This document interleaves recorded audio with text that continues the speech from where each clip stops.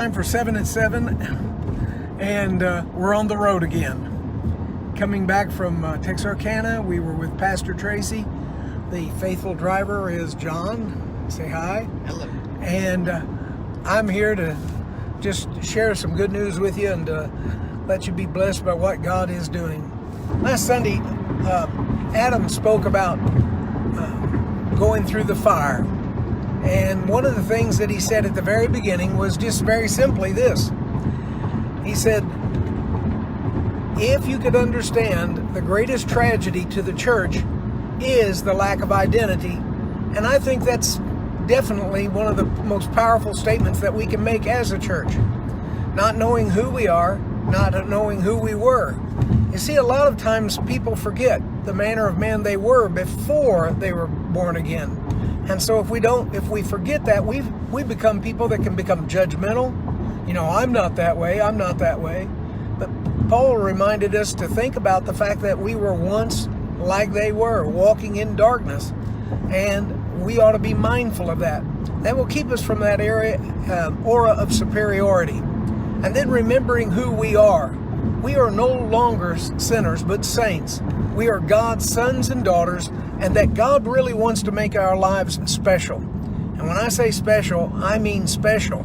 Not just kind of good, but He wants to make it where you really see and know not only who you are, but what God has done in your life. You see, I know what manner of man I was, and now I know what manner of man I am. And though I'm not perfect by a long shot, I know where God has brought me from and what He's bringing me to.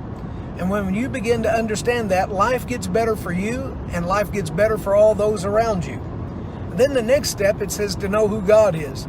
You know, we're not dealing with a second-rate God.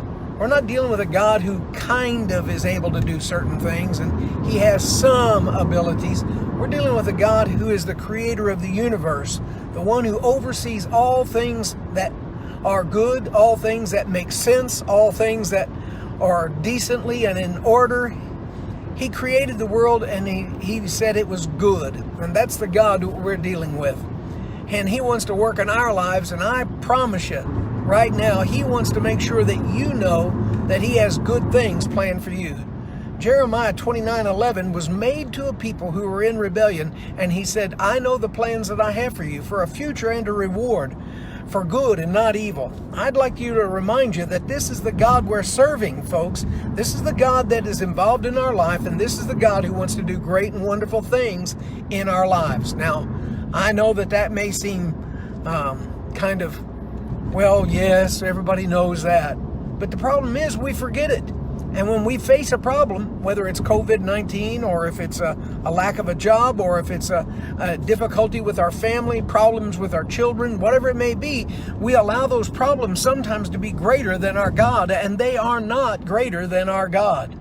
The failing of people is not greater than God. God always has a plan to get you beyond what the circumstances you're dealing with. And when you begin to remember that, good things start taking place. And then I'd like to give you another little one that I'd like to add to what Adam said, to know whose we are.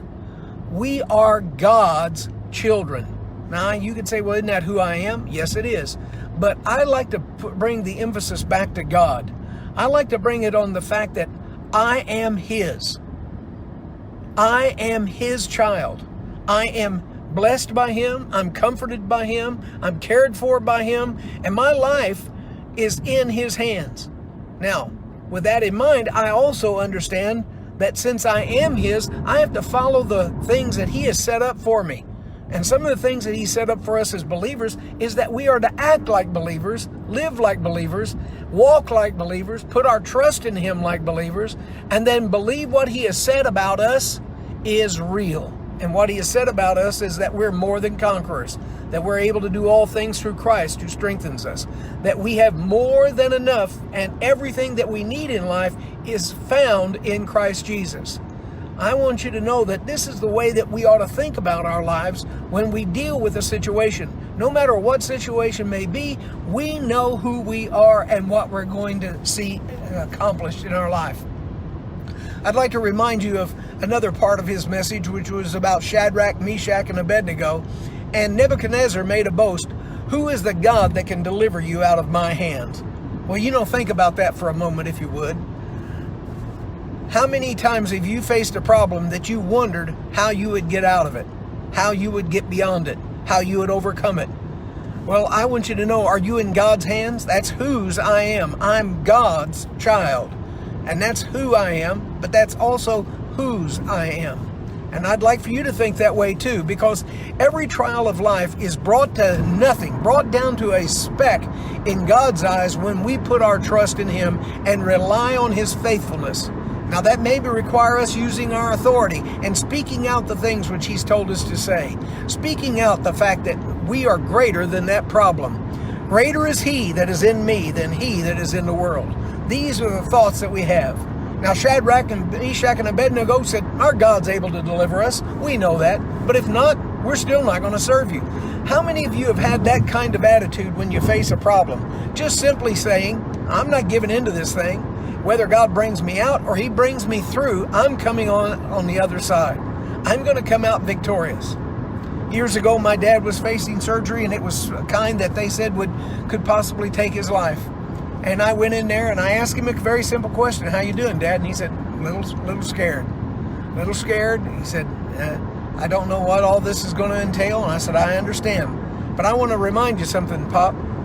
I said, the first thing you'll see if this surgery is a failure is the face of Jesus. I think that's important for us to understand. Sometimes we're going to go through things and we may think it's monumental and it's just nothing but that. But threaten me with seeing Jesus Christ. I'll take that threat every time. I believe that sometimes we allow that momentary circumstance to have such a monumental effect on our lives that it causes us to step away from a truth. And the truth is, we are God's children. We are blessed. We are His ambassadors on earth. In fact, we are His body here on this earth. And when you think like that, you are a changed person in dealing with any and every circumstance that you may come in contact with.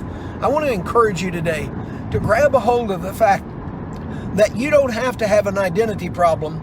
Remind the adversary you're God's child. Remind the adversary that you know who you are in Christ, and remind him that he can't bring up your past, because if he does, you'll bring up his future. And I promise you, he hasn't given that a lot of thought about where he is going to end up and what's inevitably his destruction. I love y'all. I pray God's richest and best, and I hope this blessed you. We'll see you soon.